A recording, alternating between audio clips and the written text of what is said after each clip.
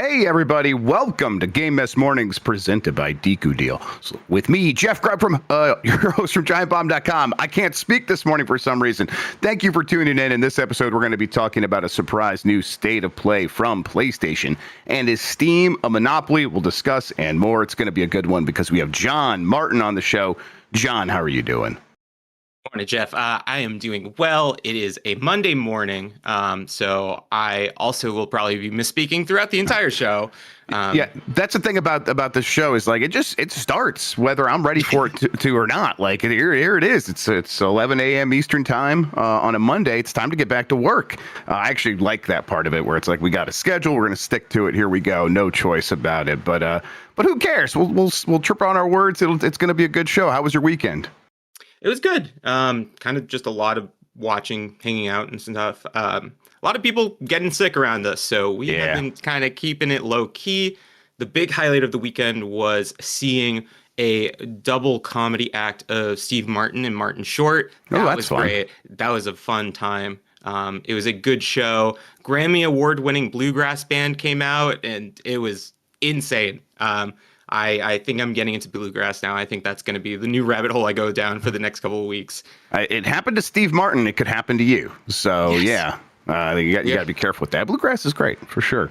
A new camera angle. Yeah, my other camera's acting up, everybody. So I'm using the webcam here. It's doing an all right job. I think we'll hang in there. You know what, though? Let's get on with it. Let's start the week for real and explain what we do here. We're Giant Bomb. We're video game doofuses, independent games media. You can support us and ensure we can keep doing this whole independent games media thing by going to giantbomb.com/join and become a premium member. It gets you ad-free versions of the shows. It gets you some other goodies that we're working on. I'm going to be doing Grubb's next this week. We'll have to find a way to distribute that to everybody, but I'll record that. It's going to be a new version of that. I'll kind of explain in that episode what it's going to be and how it's going to work going forward. But yeah, that'll happen. But really, if you want to just put your money where your mouth is and say, hey, I really care about this hobby and we want to make sure people are out there kind of have a home base to go to. Well, this is it. giantbomb.com/join, become a premium member. Thank you to everyone who has. We notice. It means the world. We're going to keep at it. As far as this show goes, most weekdays, I, Jeff Grubb, will help bring your gaming life back together. That includes breaking news and maybe even some of our own original reporting. For all these topics, I'll get the input of a bona fide expert who will make me look smart. If you are watching live on Twitch, welcome. You can always listen to the show later on podcast feeds by searching for Game Mess Mornings or find the RSS feed on giantbomb.com. You can also catch the show later with chapters and timestamps on YouTube. Hello, YouTube. All right, we have a lot to get into, so let's start the morning mess with State of Play Japan, set for November 11th, featuring updates on games from Japan and Asia. This is from Sal Romano at Gamatsu. Sony Interactive Entertainment will host State of Play Japan, a special broadcast focused on games created in Japan and Asia on November 11th at 2 p.m. Pacific Time, 5 p.m. Eastern, November 12th, and that's 7 a.m. Japan summertime. I think they might still be on. The company announced you will be able to watch it on YouTube, English subtitles, Japanese with Japanese audio. The broadcast will run for over 40 minutes. Will feature announcements and updates for games created in Japan and across Asia, as we've said like 7 times now, including interviews and new looks at anticipated titles from beloved series to distinctive indie creatures. It says here, not creation, creatures, along with a few other exciting updates. It will be hosted by voice actor Yuki Kaji. This came out of nowhere, Jon. What do you think about this? Yeah, it's very interesting because honestly, whenever I think about State of Plays correlating to Japan as a region, it is around Tokyo Game Show. So this is kind of in my opinion, a welcome surprise. Definitely has felt over the years it's moved away from the quirkiness and history that PlayStation has, those roots in Japan studios and that history in all those iconic franchises. But yeah, this is super interesting, especially so close to Game of the Year season. The Game Awards is very close, so I'm wondering if there will be some overlap here, or if this is like an opportunity for games that probably wouldn't get that spotlight. Otherwise, those are kind of the biggest names that show up at the Game Awards. So seeing smaller, quote unquote, smaller games, I guess it's bigger for me than a lot of other AAA games. But I'm super excited to see this. There's definitely a lot of games I can think of that could show up here. So I'm getting more excited the more I think about this. Yeah, to me, it's there's two sides of it. The side of, oh, they're going to announce some cool games. Like the stuff could really pop off here real soon from this. There could be shadow drops. You're right. There's things that could pop up here, then show up again at the Game Awards, and then we're playing them early next year. And I'm excited about all that. And then there's this idea that I hope this is Sony being like, you know what, we did sort of forsake our Japanese roots a little bit in terms of like ceding that ground to Nintendo and saying that the global market is much more important. And I think what they found is that for the video game business, the people who spend a lot of time playing video games, a focus on Japan is a focus on the global gaming market, because those games are globally appealing now. I mean, we see that with Persona and a million other things. The FromSoft games, these games that feel very Japanese, and never am I going to use that pejoratively, that feel very Japanese, is something that people go, hey, that's cool to me. That's like, it's like all these other things I like. It's like these animes. It's like anything else. I'm super into this. And I think Sony maybe regrets a little bit, getting rid of Japan Studio and stuff like that. So I'm hoping what this is an indicator that they are all back in on saying, hey, there is so much more important video games to be found and promoted and championed by us from Japan, and we should be getting in on that business. Now, my hesitation here, John, would be like, oh, this could also just be them gesturing at it. Like, hey, yeah, we're not really going to be making a lot of Japanese games ourselves, but we'll find some partners and we'll promote them a little bit. This doesn't cost us all that much.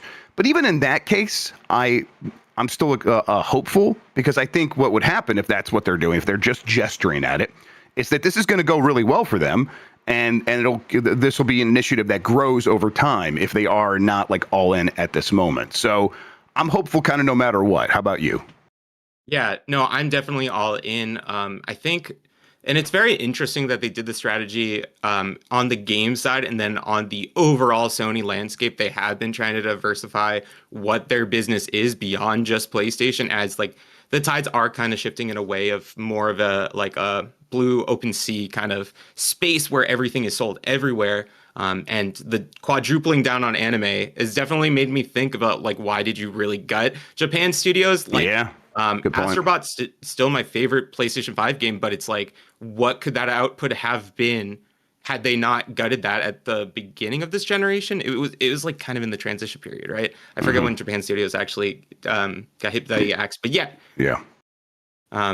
No, I mean, this kind of gives me a lot more hope for the future, because, yeah, I mean, a lot of their games have been, but you could put them into a box if you wanted to. You could shave off some of the edges, and you could kind of define their slate for the most part into a couple different categories. Astrobot was one of the games that made me realize why I liked PlayStation in the first place. And so kind of getting that character, getting that feel beyond these grand epic stories. Sometimes you just want silly gameplay, and that's kind of just what I'm hoping to see in the future for that. But yeah, for the time being, it doesn't seem, I think you're right. Like, these are steps forward to that goal, but this particular showcase probably won't go super that way, considering like Astro is still getting, if not its final DLC, then like is still getting support. So it's going to be a while before Team Asobi like actually has something to show for it, right? Yep, definitely. I don't think we're going to go into this and we're going to get like 10 Incredible Crises or 10 Mr. Mosquitoes. I'll be happy if we incredible. if we got like one or two games that were like, oh, this is weird and awesome. Reminds me of Katamari Damacy or whatever. Yeah. I will consider that a win for me personally, as someone who loves that kind of thing and thinks that Japan does it in a way that no one else really does. So it's something that is important to champion. at the same time, it's like, okay, if we don't get anything weird like that, I'm not going to consider this a failure. I think Japan makes every kind of game. Of course they do. So if that means finding a bunch of just cool looking, slick, globally appealing games, that's going to be just fine as well. I think that Nintendo certainly, I think, proved over the last 10 years to Sony that it was a bit of a misstep to sort of put Japan in the rear view mirror, because Nintendo didn't do that, and their games, like the ones that hit harder than they've ever hit in Japan right now. That includes Pikmin 4 and the Splatoon series, these games that went on to sell 5 million copies or something like that in Japan alone, because they just became these phenomenon. So I don't know if this necessarily like feeds back into that, but I think this is them planting their flag in the ground going, hey, we're also the Japanese video game console company, and we're going to own that. I hope that we're getting back to that. That would be fantastic. Yeah. All right. Fans believe that a new Crash Team Racing could be in the works. This is from My Nintendo News. Beenox, the studio behind Crash Team Racing Nitro Fueled, could be working on a new game in the series. This all emerged due to a new profile image the company used, which featured Crash Bandicoot in his cart. The notable thing is that Crash Bandicoot was from Crash Bandicoot 4, It's About Time, which launched after Crash Team Racing Nitro Fueled. Whether a new game in the series is under development remains to be seen. I like this kind of like theorizing, right? Where it's like, okay, wait, that's not the Crash that was in Crash Team Racing. They went through the effort of putting this Crash into a cart and made that their profile picture.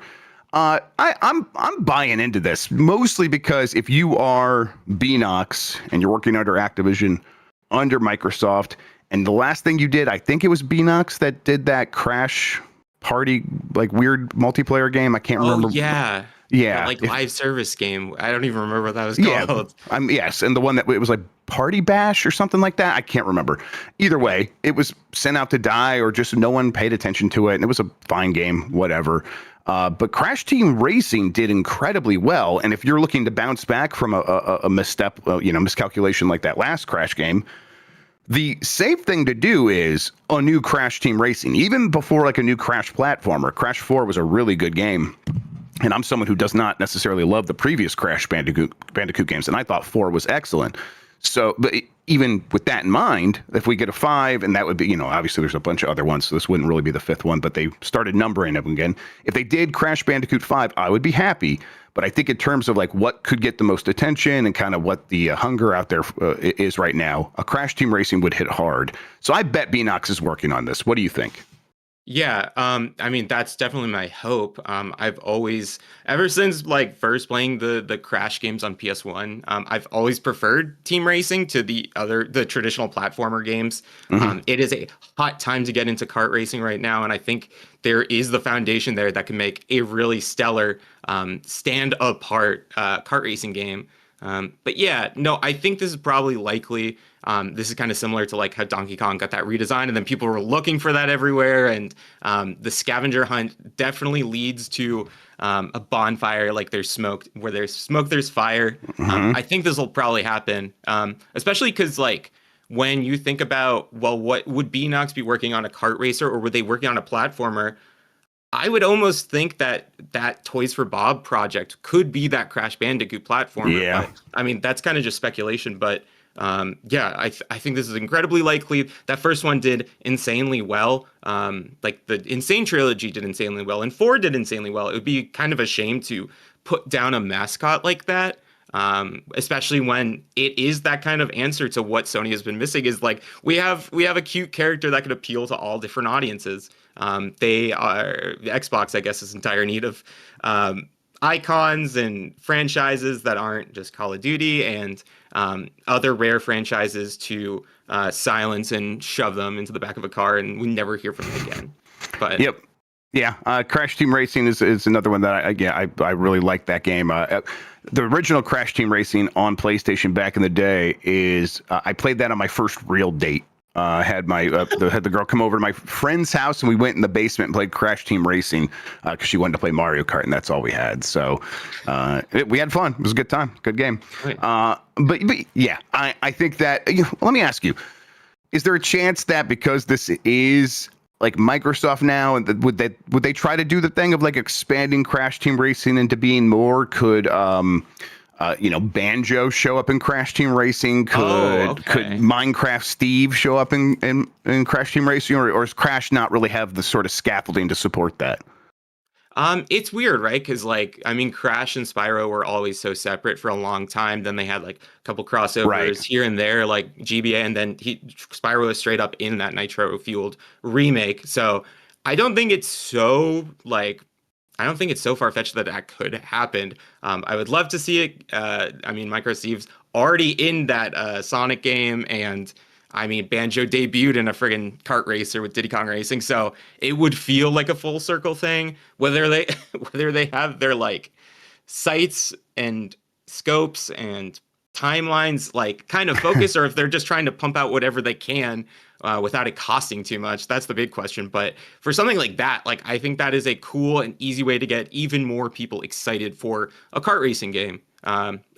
Sonic is kind of just been elevated because of that, and that's the reason why the Sonic racing games were cool in the first place. They were literally Sega crossover games, so I think it would be very smart if they did that. And yeah, I don't know. I want to say it's likely, but I guess we shall see. Put Joanna Dark in Crash. Exactly. Yeah, you're right. That would be like when Conker showed up in Diddy Kong Racing. You're like, who is this? I thought they canceled this game, and of course it came out later. But yeah, that'd be great. Like that's the only way you get Joanna Dark these days is in Crash Team Racing. Really slap us in the face. That's so sad. I think in terms of like where Microsoft is at, and again, how are they making these decisions? Is it all under the Activision side? Who knows? And actually, who cares? But if they are like talking the way they've been talking about, we are looking to double down on our biggest hits. We want to make sure that we are like going after the biggest chances for the home runs. Crash Team Racing really fits with that. Crash Team Racing Nitro Fueled sold over 10 million units, and that was as of June of this year. They don't have a lot of games that sell that well. They really, really don't.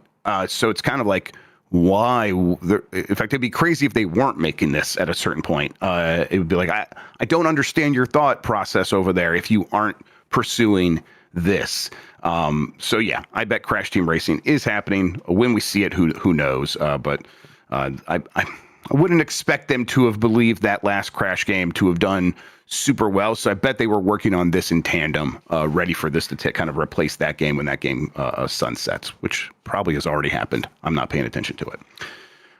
Okay, 72% of devs believe Steam has a monopoly on PC games, according to study. This is from Sophie McAvoy at gamesindustry.biz.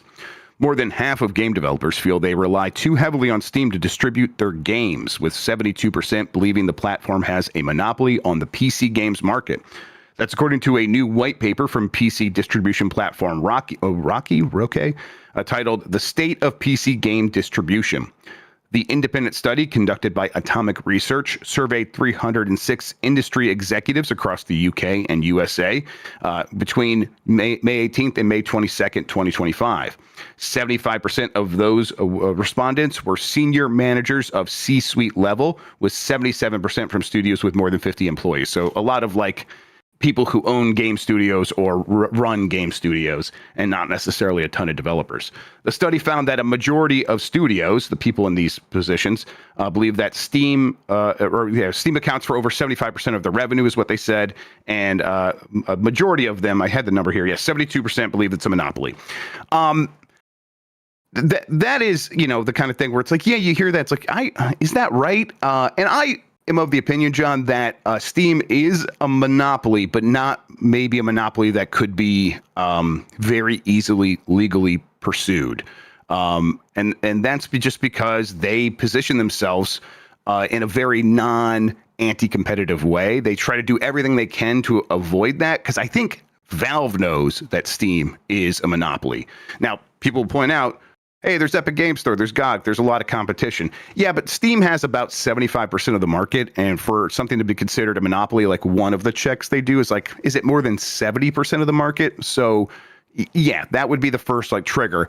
But the reality also, John, is like, there is no hard and fast definition. You're supposed to sue, take it to court, make your arguments, and then a jury or a judge kind of looks at it and goes, yeah, you've won me over. Like there's and we haven't like had a case like this in a very long time. If someone were to try to sue Valve for having Steam be in a monopoly.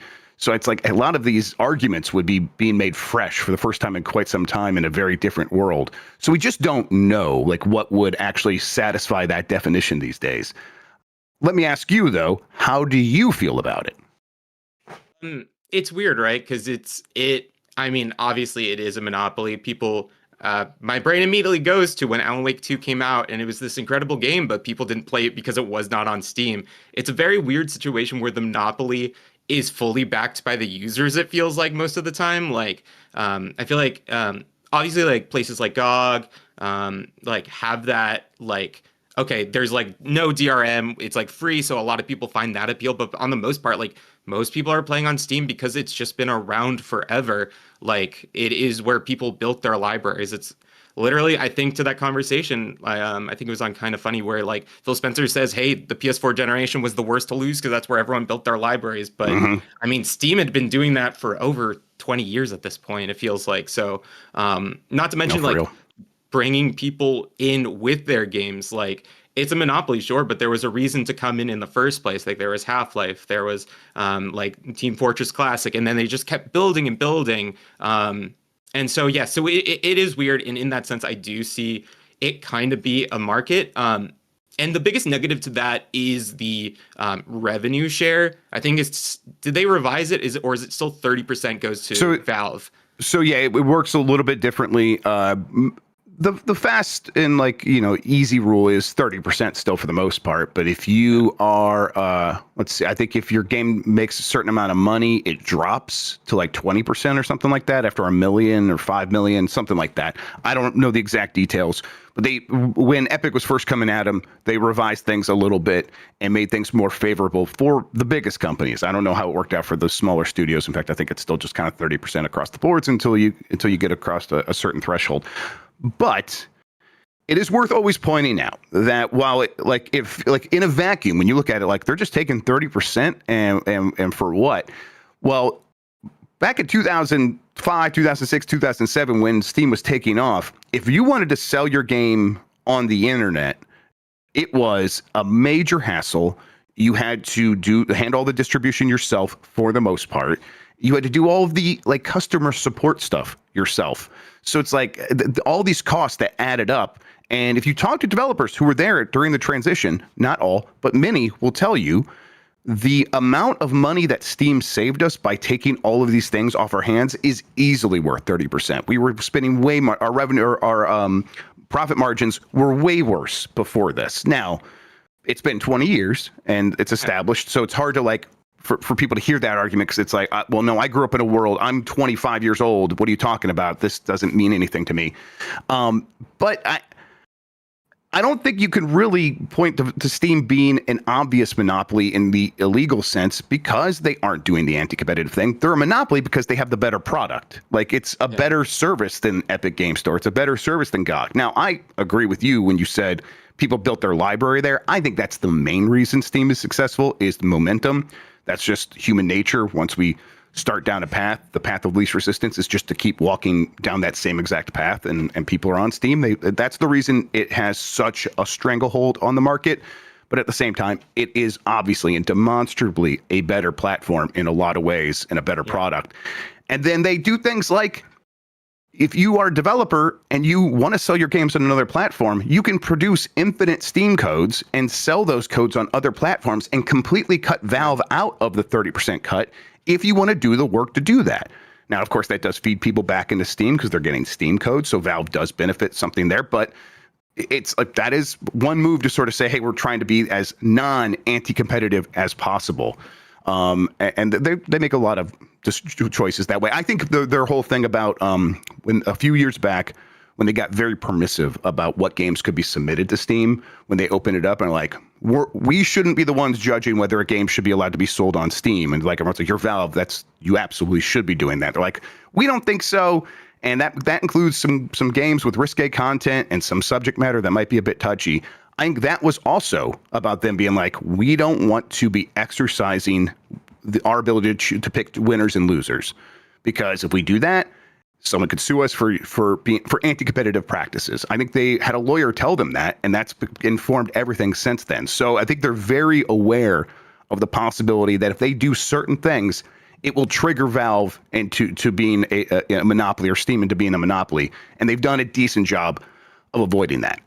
And then finally, I think innovation happens almost primarily on Steam in the video game market. Like if something cool is popping off, something new, something different, it's probably happening in early access on Steam. So it's hard to be like, this is the problem in the industry. It clearly isn't. It's like the factory for new ideas. And to my mind, that really puts it pretty far away from being some problem that needs to be dealt with. I don't know. Any other thoughts on this? Yeah, I mean, I also don't really think it's something you could really deal with or needs to be dealt with. I think it's only a monopoly just by people wanting to be on there. Like the community aspect of it, being able to see what people are playing, like Workshop alone, like adds so much replayability to a lot of different games. But yeah, like you said, like this only helps competition. I don't think I would have any reason beyond Fortnite to use the Epic Game Store, but because they wanted to stay competitive, wanted to help build those libraries. I have so many free games on Epic Game Store that it's kind of only helping. And this is kind of what we see in the console market. Like people are going out of the way to like make themselves the most appealing platform to play on. And Steam, most likely probably was the template for them doing that. Kind of came out at the perfect time. I think so. Breezy Caesar with the super chat says, GOG has a monopoly on D's nuts. That is all I wanted to say. Much love. Thank you, Breezy Caesar. Appreciate the insight there.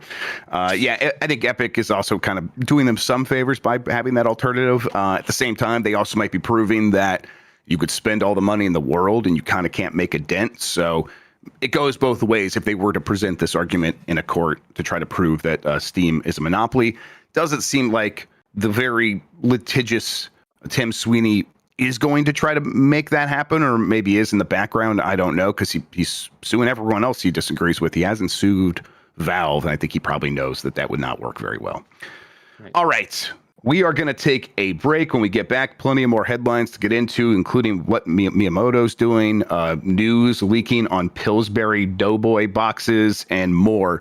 If you want to skip out on these, there's a premium version of the video show, a premium version of the audio show you can get on giantbomb.com if you're a premium member. It doesn't have ads.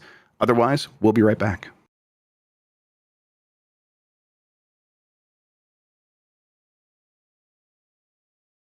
Jan, you taught me to overcome my fear of sharp objects. I want to teach you how to overcome your fear of saving money. No, I don't wanna. I will only ever pay the manufactured suggested retail price. Stop. You don't have to live this way, because now there's Deku Deals. The double D? That's right. Deku Deals is the best way to find deals on any major gaming platform or store. I don't want no bunk out-of-date coupon code, Grubb. It's nothing like that. Deku Deals has both the hottest and the freshest deals updated constantly. It's also just added Steam support with a super simple page to find bundles for Steam code. Ooh, I just found the Mist and Riven Complete collection for $8 on Humble using Deku Deals right now. I also use Deku Deals to build and add and share wish list. You can even use it to keep track of your collection. You know what? I think we should all build some lists and host them on DekuDeals.com/giantbomb. And if listeners go to DekuDeals.com/giantbomb, they can vote to make us play a game on the November 21st episode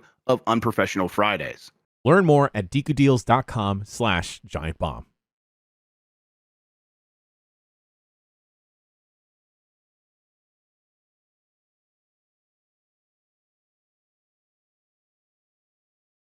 It's Game Mess Mornings. Jeff Grubb, Jon Martin. We're getting back into it with new headline here. 7 years after it was announced, The Elder Scrolls 6 is still a long way off, says Todd Howard. This is from Jordan Midler at VGC. Bethesda Games director Todd Howard has said that The Elder Scrolls 6 is still, quote, a long way off. The Elder Scrolls 6 was announced at E3 2018, with a brief teaser trailer, which confirmed it was in pre-production at Bethesda Game Studios. Nothing has been seen of the game since, and now Bethesda Game Studios boss Todd Howard has said that fans shouldn't expect the game soon. Speaking to GQ, Howard said that the game is still a long way off, adding, "I'm preaching patience. I don't want fans to feel anxious." Howard also noted that he doesn't like announcing release dates for games, then having players wait a long time for that date to arrive. "I like to just announce stuff and release it," he explained. "My perfect vision, and I'm not saying this is going to happen, is that it's going to be a while, and then one day the game will just appear." Asked if he wanted Bethesda to shadow drop The Elder Scrolls 6 like it did with the Oblivion Remastered, he replied, "You might say that was a test run. It worked out well." Elsewhere in the interview, Howard claimed that Bethesda Game Studios has hundreds of people on Fallout right now with 76 and some other things we're doing. One of the other things Howard is referring to, VGC understands, is a remaster of Fallout 3, similar to this year's The Elder Scrolls Oblivion Remastered, which makes sense. That was like the next game, it's same engine. All of the tools they built for that Oblivion Remastered would just work on Fallout 3 for the most part, I'm betting. So yeah, that makes a lot of sense. Not surprising, and also a little bit like, okay, I guess how long of a wait are we in for, really? And I'm saying that, like, are there fewer people waiting for Elder Scrolls 6 now than ever before? Is it maybe losing some of its appeal after Starfield and all this other stuff, and people are like, maybe I'm not going to get my hopes up for this one? What do you think? Yeah, it's a very weird question in the wake of Starfield, but I think the thing that Elder Scrolls 5 or 6 rather has is that Skyrim became a household name for those kinds of big open world Western RPGs, and so that game is a game that for a lot of people is the only game they need. It will last them a lifetime. Yeah, good point. That's really the only reason why I'm fine with it taking as long as it does to really polish it off in a way that is still true to the Bethesda experience, where there's still going to be a lot of glitches, but it's just going to be an overall fun time, and that adds to it. Yeah, I mean, it's been 13 years since Skyrim. That was 2012. So, I mean, 7 years feels like a drop in the bucket.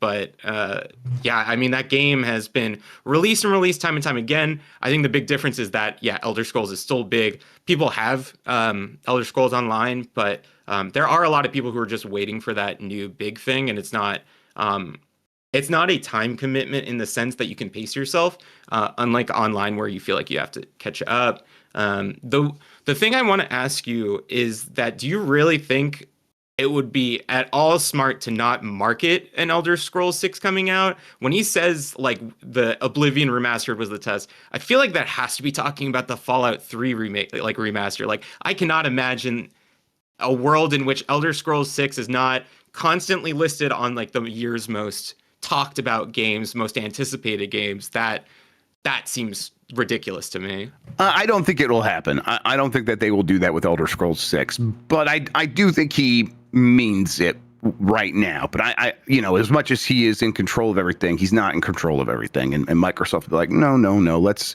maybe do something bigger with this very important big game.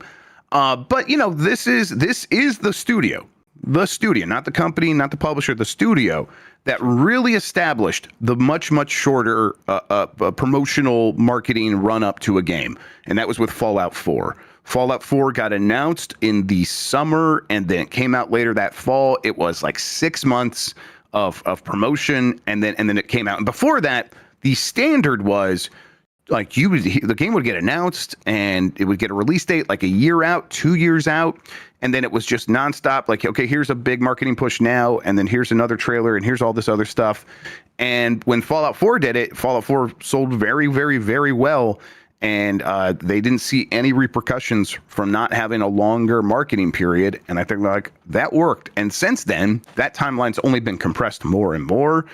And I do believe them that they were testing things out with Oblivion to see how that went. Now, I think it would be fine, actually, personally, if Elder Scrolls 6 came out and just popped out of nowhere. Because one, it's going to leak. And that will begin the hushed sort of conversations to like, is this really happening? I don't know. And so the people in the know will begin like getting things like, okay, primed. And people will be like, maybe we should get excited about this. And then once it's out there, that name is so big, I think it would set off like a bomb, and it would just immediately people be like, "Oh my God, this is available now!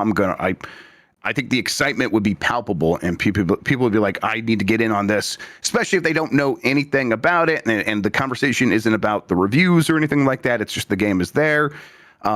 But I don't think that will end up happening with this game. And who knows the meta for how to market a game by the time this game comes out? Because what are we talking about, John? Are we talking 2028 or are we talking 2030 here?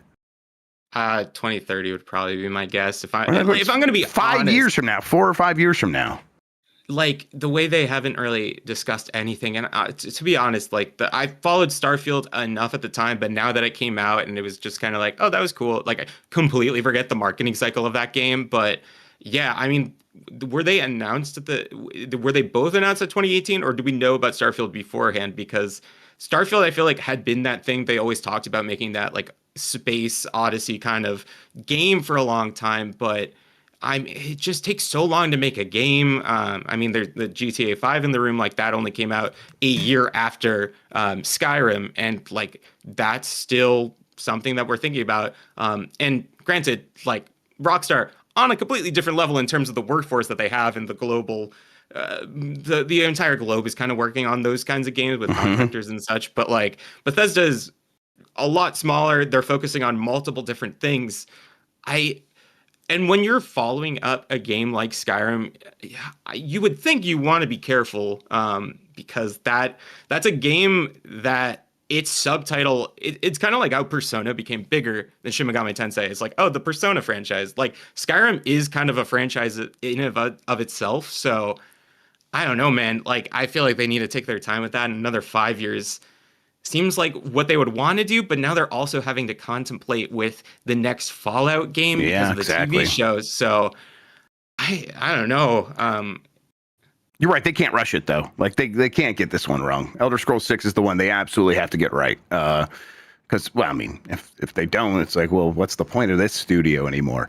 Yeah, I could see it taking 2030. If that's the case though, that does put it 19 years since Skyrim, because 11/11/11 is when that game came out.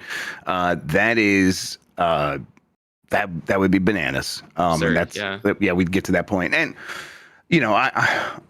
I think that you're probably right that it'll take a little bit longer, because after Starfield, which was sort of them resetting their technology and investing in a lot of their technology, well, that didn't necessarily pay off. Again, that's a game I think is fine, but it did not live up to the hype, certainly.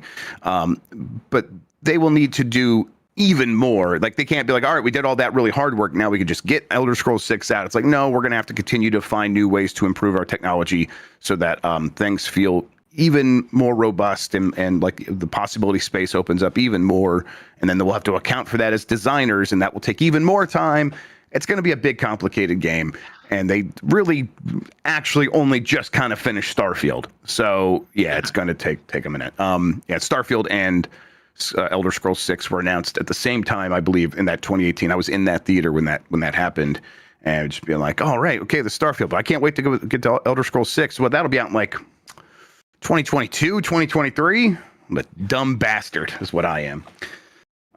All right. Whoops. Pillsbury just gave us a look at Yoshi in the Super Mario Galaxy movie. This is from Evan Campbell at GameSpot. While we still await the first trailer for the Super Mario Galaxy movie, an unlikely source has provided a great look at Yoshi in the sequel. A Pillsbury box showcases the green dinosaur alongside Mario as part of a promotional collaboration for the film. Tops Friendly Markets, a supermarket chain in the northeastern U.S., listed the Pillsbury sugar cookies shaped like Yoshi eggs over the weekend. The cute character was teased at the end of the Super Mario Brothers movie, but this retailer leak seemingly confirms Yoshi will play a big role in the Super Mario Galaxy movie. Not only that, but the back of the Pillsbury box heavily implies that Bowser Jr. will be a new addition to the movie's cast. There's a kid-friendly activity to trace the path for Mario and Yoshi across the galaxy on the packaging. Intriguingly, Bowser Jr.'s mark serves as a dead-end option. It looks like Yoshi. It looks a lot like Yoshi. Yeah, I mean, he looks like Yoshi in the Mario movies, where like the eyes are just a little bit I don't know. I don't even want to call them more emotive, but more friendly, probably for animating in a film setting. And that's about the only change that I would notice. I guess maybe the smile looks a little bit different than the standard version that I've been used to for my entire life. But yeah, that looks like what Yoshi would look like in the Mario Brothers movies. Hey, cool. Yeah, I want to see this. Yeah, I also want to see this. I just think it's crazy that Pillsbury brought Yoshi cookies to supermarkets before Nintendo brought Yoshi cookie to any of the virtual consoles. Yeah, that's right. Crazy. But yeah, I mean, it looks like Yoshi. He's a little scalier than I've ever seen him as. The back of the box even is just showing up like the Mario Galaxy 2 box art pose with Mario riding Yoshi.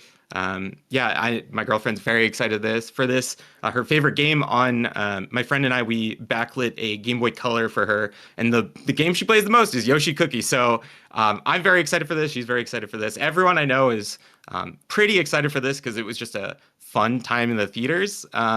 It's just hilarious that we're getting looks at this in like cookie form and Old Spice form before seeing a trailer. Breezy Caesar with another super chat says, place your bets. Does Yoshi talk in the movie? John, what do you think? He's got to talk. He has to talk. Okay, like he doesn't have to talk, but there needs to be some like garbled kind of language that people can decipher. Like I don't want to say this, but is Illumination going to position Yoshi as the minions of the Mario movie? Because that would be such a downgrade from Yoshi being his own cool character.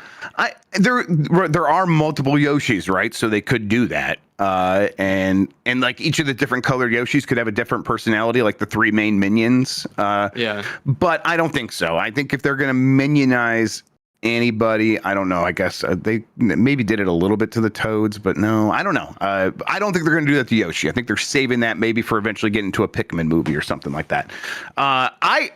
I don't know if he talks. Like, I don't know if he has full sentences, but I do think you're right that he'll at least grunt out some sort of language where it's like, oh, he's obviously saying this, and as the audience, we all know what he's referencing, and maybe he has a couple of phrases or small words that he repeats, but I don't know. I don't know what you gain as a storyteller from making Yoshi talk. Like, do we need the pathos of Yoshi like missing his egg or something? And he has to like talk about what it meant to his family.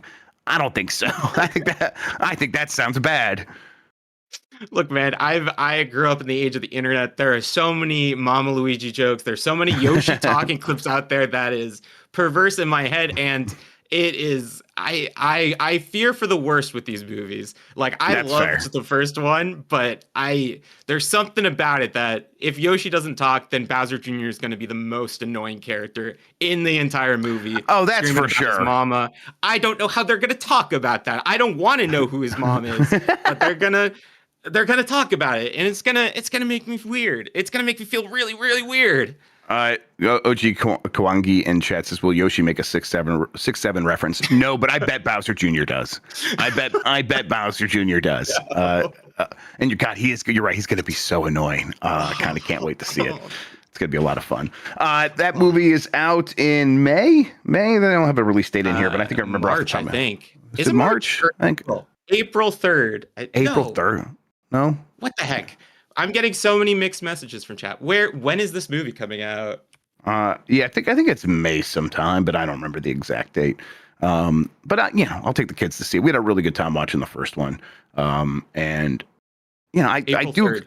Oh, it is April 3rd. Man, April. No. That. Yeah, April 3rd, 2026. That's soon. That's soon. Really soon. Okay, then. Here we go.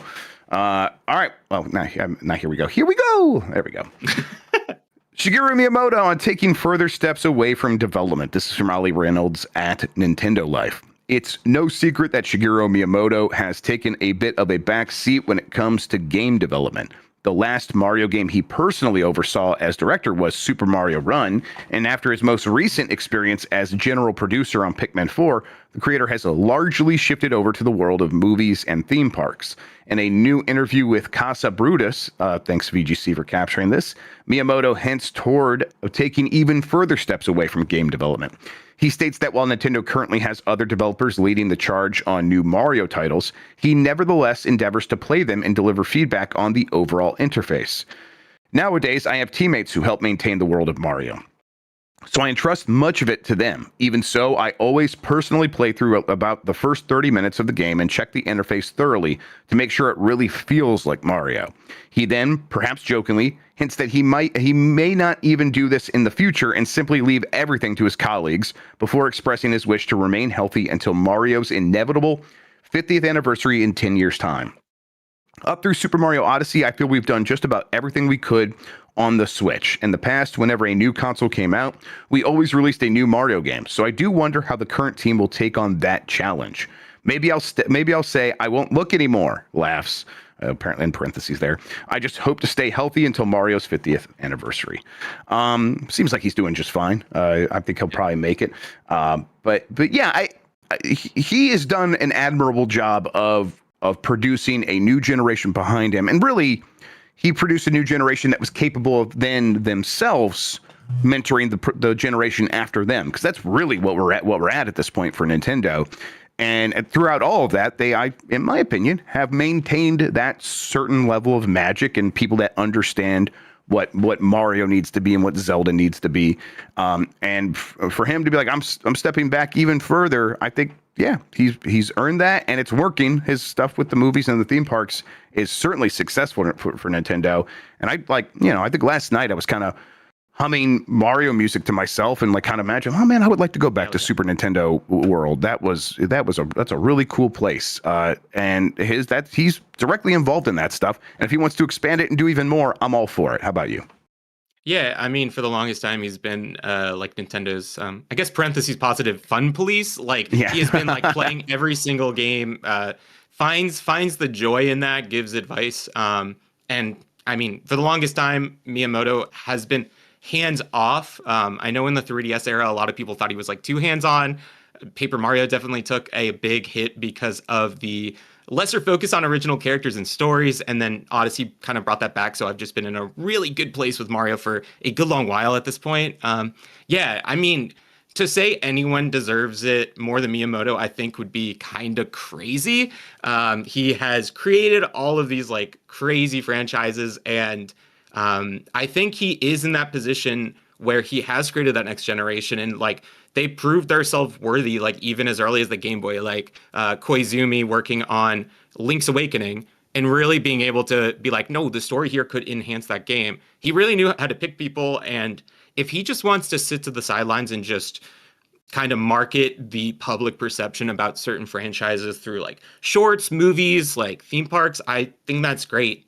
He should get to run on this victory lap because he's the one who knows those games the best. So yeah, I don't know.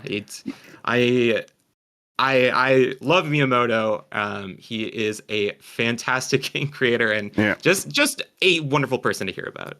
Yeah, he's certainly earned the right to like sit under his own vine and fig tree and all that. And I think he's like, he wants to keep doing something, but I do think he's like acknowledges day-to-day game development is long past him. He is past retirement age. Nintendo at the same time does not want to lose him. They want him to be involved in some day-to-day operations. And I think recently he said himself as much that he also wants that. He wants to keep working. He really enjoys it, and he's found this enjoyment in producing the movies, and I think that's more than fair, because again, he like that Super Mario Brothers Wonder came out last year, 2 years ago, whatever it was, and that had almost all of the names from the original Super Mario Brothers in its credits. Like, they still have so much continuity, so much ingrained institutional knowledge. It can't all just come down to Miyamoto. And yeah. All right, real quick, like if he were to actually retire and no longer be involved, I think Nintendo's culture would remain intact. We were talking about it earlier, Steam. I think if Gabe Newell were to if he were to die, that's going to happen. It happens to everybody. I don't want to scare anyone, but it happens to everybody. If he were to die, I'd be like, oh, there's like a significantly increased chance that Valve gets sold off to like Microsoft or to Saudi Arabia. And then what happens? What happens then? I don't like, for as much as we were talking about it not being necessarily an antagonistic monopoly or an anti-competitive monopoly, that could change on fucking dime if some things were to change at the top over there. There's a lot, thousands ways that could happen. Yeah. Yep. All right. Let's see. Yep.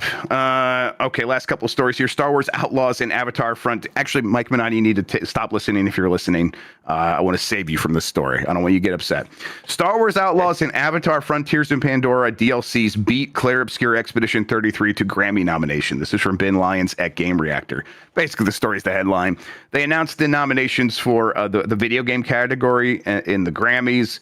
The category has nominated Avatar Frontiers of Pandora's, Secret Spires DLC, Star Wars Outlaws Wildcard and Pirates Fortune DLCs, Helldivers 2. There's a handful of other things. I think Indiana Jones and the Great Circle and Sword of the Sea are the other two games nominated. Expedition 33 Clair Obscur, which doesn't just have like really great music, it has a metric fuck ton of really great music. Like it has the most music and it's all really good, not nominated. And I think we could all chalk this up to it's the Grammys. They don't know. They don't know, right?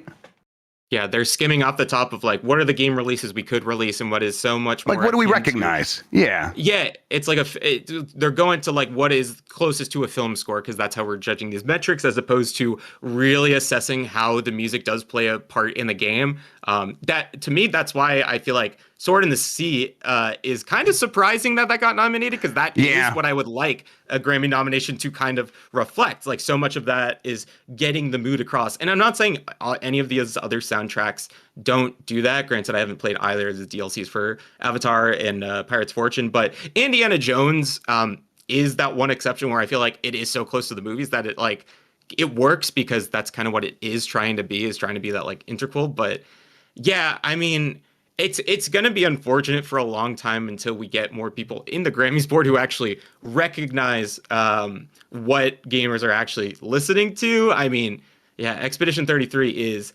top 5 probably soundtracks for me at this point. Like there's so many like great songs in there that I'm still listening to. But yeah, it's, I don't know, kind of a fool's errand to expect it to go any other way. I'm surprised Kirby ever got nominated for one of these Grammys. That's to me. I think the one thing that ever gave me hope was early on. I think the first winner of this category, maybe it wasn't this category, but the Grammys gave a Grammy to Christopher 10 for Baba Yetu from Civilization 4. Oh, cool. I think he released it on his own album later, and that's where it won. I'm like, oh, game recognized game. That's one of the best video game songs ever made, and they recognized it, gave it a Grammy. I'm like, okay, so they know ball. But I think that was just actually Christopher 10 has cachet beyond video games, and so like he's a name that they would be like, oh, we should be listening to his music, and then we can check it out. I think that's what happened with Sword of the Sea. Austin Wintory is a name in the space of people who make music. They have he has established himself. So, and he did Sword of the Sea. I think that's probably why he got nominated. All right. Last couple stories. In its second week in Arc Raiders has reached a new peak player count. It was, let's see, I think over 462,000 players in all at one time at one point.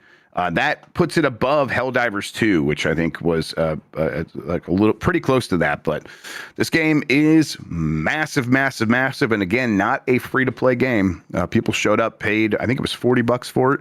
$40, yeah. Yeah, and it's really popping off. Is this one you've checked out? Yeah, I mean, I was a part of this. This was the first weekend that I bought into it because one of my friends was super addicted, already has like 50 hours in it or something. So we were playing over the past weekend. It's the first extraction shooter I've really gotten into. And that loop is very addictive. It's very easy to get other people into it. So yeah, I have been having a lot of fun with this. This has kind of become the main multiplayer game for me right now. And something I play solo, which I never thought I was going to do. I want to speak directly to people playing this game. If you chicken shits make them create a server where there's no PvP, I will go insane. That is the whole point of this game. Is not that not every encounter needs to be PvP, but you need the threat of that in every encounter to make them interesting. It doesn't, like talking to someone and convincing them not to kill you, or having Kayla scream her head off to the point where we're like, this isn't worth it. This isn't worth it. This lady's insane. Even if we kill her, who knows what we're going to get? It's just not worth it. that interaction is so crucial to this game that if you Sea of Thieves this shit and make them create a server where you have your safe space and you make the game woke, I'm gonna be pretty mad. We need this thing to continue to be a dangerous space. I got shot in the back last night. I made a friend, and then I called the elevator, and it's all good. And I open the elevator, and I go in, and I see a dead body on the ground. I'm like, I wonder how that got there. And it was obvious. Like that second, I'm like, oh shit. And I turn around, and the guy's just popping me because obviously this is what he's been doing for the last hour. So hey, lesson learned. I love that. That's a story. Yeah. That's the whole point of the game. Please don't defang it. I need this game to stay the way it is. Trust no one. And I was hyperventilating at the UPF last week. That was the funniest stream. Yeah, that was incredible. Kayla kills it. Really, really enjoyed that. That was a good time. Can't wait. I'll be hanging out with Kayla in less than a week's time at Dan's house for Extra Life, everybody. That's this Saturday. Yeah. So look out for that. Halo Infinite receives last currently planned major update. This is from Sophie McAvoy at GamesIndustry.biz. But yeah, basically they're just saying the 10-year plan. Well, that's not real. We're not doing that. We are doing that Halo campaign evolved game next year. But obviously they're going to need a new Halo multiplayer game. So the last update for Infinite is happening, and its replacement is well on its way, I bet. What do you want them to do with this? What can they do with a new Halo multiplayer game? It's a hard question for me as someone who actually did really like Infinite. I thought that was pretty fun. I guess me too. The one thing I think you could probably go back to is having that like kind of playlist of different game modes. The shuffle factor has always been one of my favorite things in Halo because it is completely changing the game. We never did get that Halo Battle Royale. It's not something I personally really want from a Halo game, but it could be there. It could be that free alternative. It's really hard. We were on, I think I was co-hosting last time when it got announced a couple weeks ago, and I really thought that campaign Evolved was going to have multiplayer. That was my big assumption, and so the fact that it didn't kind of made me lose a lot of interest in that. Halo multiplayer just means a lot to a lot of people because of it being like the forefather of all those online FPS games on console, I guess. So that huge memories for me, but yeah, I really don't even know at this point. I think they put a lot of their eggs in the Infinite basket and it still didn't go their way. It's going to be an uphill battle. I guess skill-based matchmaking, maybe that's the only thing I can really think of, or removing that. I don't know. What about you? Yeah, I mean, I also really liked Infinite, and it's like, oh, if that's not going to work, what can work? I bet if they were to basically do an online multiplayer that was similar to Infinite, but they did it with Unreal Engine so that it was much easier for them to produce content at a rapid pace, and the game was really filled with support. Did Halo Infinite launch without Team Slayer? I think it did. That's crazy. And I think that's the sort of thing where it's like, don't launch in a reduced state. Launch is like just, oh man, this is Halo and it's back and it's got everything and it's ready to go. I bet that would hit really well by the time this game is out. I think people will be craving that, and it just needs to then immediately have a ton of support ready to go. And that's just the world we live in now. So that would be my hope. Yeah. All right. That does it for the headlines. We're going to get to the poll question. Before we do that, though, let's double check into the Bomb 12 from last week. Just wanted to show this off one more time. Bomb 12 is brought to you by Deku Deals in the month of November. Everybody, shouts out to them for supporting us. You can go to Deku Deals and save a bunch. Get fresh stuff and all, fresh deals and all that stuff. But Bomb 12. 12 is Hyrule Warriors Age of Imprisonment. 11 is Power Wash Simulator 2. 10 is The Seance of Blake Manor. 9, Hollow Knight Silk Song. 8 is Dragon Quest 1+2 HD. 7 is Battlefield 6. Number 6 is Pokemon Legends ZA. Number 5, Hades 2. 4 is Ghost of Yote. 3 is Dispatch. Number 2 is The Outer Worlds 2. And number 1 is Arc Raiders. We have a new poll up now, or new submission form. If you go to giantbomb.com, you're going to find the blog post about this Bomb 12. At the bottom, there's a paragraph there with a link to the form. Submit your game right now for this week if you already know it. Or if you want to wait, just go ahead and bookmark that. Later this week, submit your game once you're playing something and you're ready to vote. We'll get the results of that, talk about it on the Bomb 12 again this Friday. Once again, thank you to Deku Deals for presenting that. All right, now let's get to, let's see, we have a new poll question we're going to talk about here in a second still. Before we do that, though, Jon Martin, why don't you tell people where they can find you on the internet, what you have going on, and all that good stuff? Yeah. So you can follow me on Blue Sky at johnmartin.bluesky.com. This week, I am going to be going back to FF7 Remake. We're doing an 100% playthrough, kind of hoping we get news at that state of play. Is it tomorrow? The Japanese state of play. We get tomorrow. Maybe information on part 3, maybe at the Game Awards, but I'm trying to kind of like manifest that, the director be talking about that. So that's the focus of this week. So Monday, Wednesday, Friday. That's going to be a lot of fun. And then, quick, wanted to shout out everyone who did their Extra Life streams over the weekend. It was very fun popping around. Everyone killed it. And so just making good shit happen. That's why we love the community. Yeah, absolutely. Everyone really came through. It was a lot of fun hanging out in giantbomb.com/extralife, where people were in there with their streams, and we even had old chat going for what is very likely the last time.